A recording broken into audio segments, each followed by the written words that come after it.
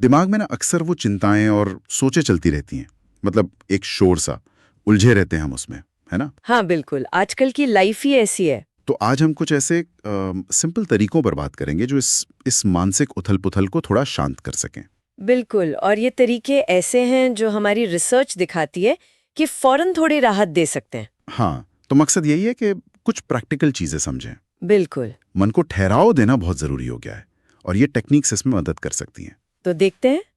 4 मुख्य तकनीकें हैं जिनकी बात हो रही है। पहला, विचारों को लेबल करना, मतलब थॉट लेबलिंग। हम्म। दूसरा, वो सांस लेने वाली टेक्निक 4-7-8 ब्रीदिंग। हाँ। तीसरा, 5-4-3-2-1 ग्राउंडिंग, ये इंद्रियों वाला है। राइट। और चौथा थोड़ा अलग है, वॉरी टाइम, मतलब चिंता के लिए एक फिक्स टाइम। हाँ, ये इंटरेस्टिंग है। तो पहली वाली से शुरू करते हैं, थॉट लेबलिंग। इसमें करना क्या है कि जो भी चिंता वाला विचार आए, उसके आगे बस ये लगाना है, मुझे ऐसा विचार आ रहा है। अच्छा। जैसे अगर दिमाग में आया मैं फेल हो जाऊंगा, तो उसे बदलना है, मुझे ऐसा विचार आ रहा है कि मैं फेल हो जाऊंगा। ये छोटा सा बदलाव कैसे काम करता है? देखिए, इसका साइकोलॉजिकल असर होता है। ये हमें अपने विचार से ना एक एक दूरी बनाने में मदद करता है। दूरी। हाँ, जिसे कॉग्निटिव डिस्टेंसिंग कहते हैं। मतलब हम समझ पाते हैं कि ये सिर्फ एक विचार है, कोई पत्थर की लकीर नहीं। अच्छा। मतलब उसे सिर्फ एक गुजरते बादल की तरह देखना। बिल्कुल बिल्कुल। आप उस विचार के साथ बह नहीं जाते, उसे देख पाते हैं। इससे उसका जो इमोशनल वजन है ना, वो कम हो जाता है। ये तो इंटरेस्टिंग है, नजरिए का खेल है। हाँ। अब दूसरी तकनीक, 4-7-8 ब्रीदिंग।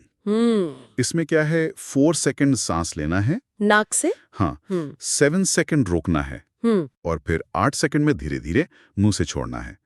मतलब सिर्फ सांस पे ध्यान देने से इतना असर, इसके पीछे क्या साइंस है? इसका सीधा कनेक्शन हमारे नर्वस सिस्टम से है। ओके।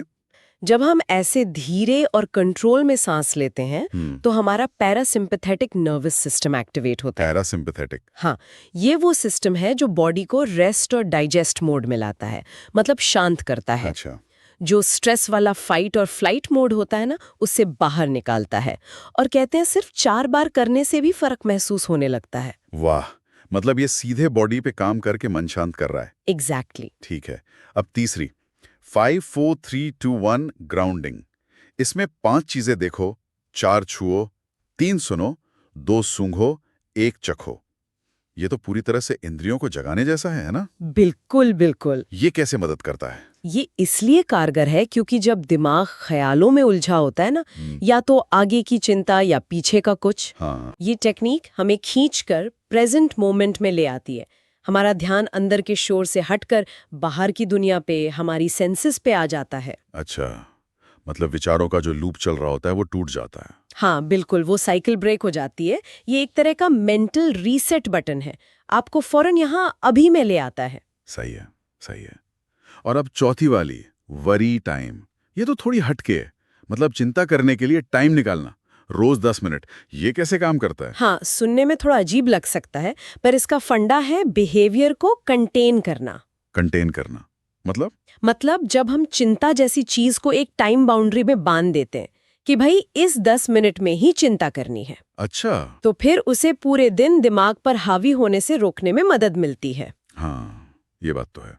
उस 10 मिनट में जी भर के चिंता कर ली, लिख लिया, पर जैसे ही टाइम खत्म तो दिमाग को बोलना है अब कल। अगले दिन के लिए टाल देना। हाँ, धीरे धीरे दिमाग सीख जाता है कि हर वक्त चिंता का स्विच ऑन रखने की जरूरत नहीं है।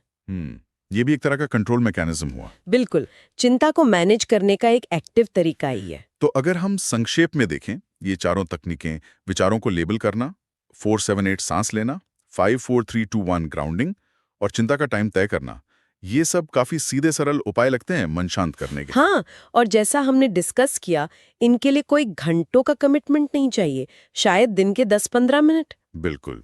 और ये छोटे कदम शायद चिंता को थोड़ा कम करने में और और थोड़ा कॉन्फिडेंस बढ़ाने में मदद कर सकते हैं। हाँ, और यहाँ एक सोचने वाली बात भी आती है।